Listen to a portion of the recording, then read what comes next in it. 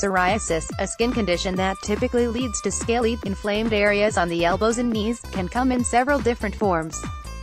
Susan Jones, 61, a sales representative in Albuquerque, NM, has a form of psoriasis called palmoplantar pustular psoriasis. When it flares up, she develops painful blisters on the palms of her hands and the soles of her feet. This type of pustular psoriasis poses obvious challenges. It is difficult to walk or handle objects during flares. Jones was diagnosed with pustular psoriasis about 15 years ago.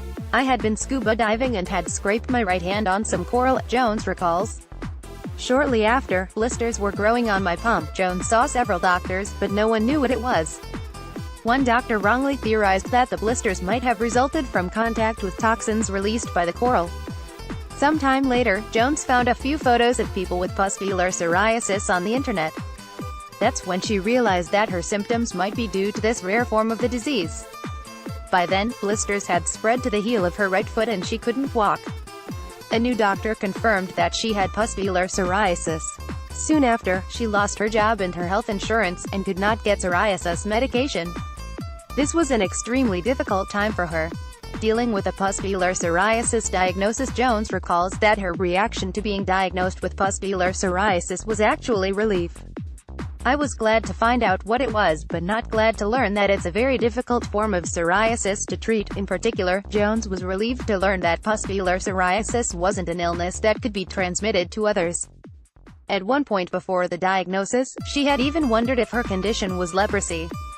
When I didn't know what it was, I had been concerned about it being contagious, says Jones. I didn't want my husband or daughter to get it. Her family has been a tremendous help to her during her flares, Jones notes. I couldn't vacuum because I couldn't hold on to the vacuum cleaner, she recalls. I couldn't wear shoes and walking was like walking on ground glass. Her daughter, who was a teenager at the time, did the cooking. My family did just about everything, says Jones. For Jones, the biggest challenge during her pustular psoriasis flares was not being able to walk. I can remember back then, thinking, if I'm ever able to get through this, all I want to do is wear a pair of cute, sexy little sandals, says Jones. I promised myself I would never complain about walking or going to the gym. Finally, a psoriasis medication that worked for her. Fortunately, in 2009, she discovered Stelara, ustekinumab, a then new psoriasis medication that has been effective in treating her pustular psoriasis. I think I've taken every drug there is, Jones marvels. Before she found the right medications, Jones slept with plastic bags on her hands and feet, which were covered with ointment.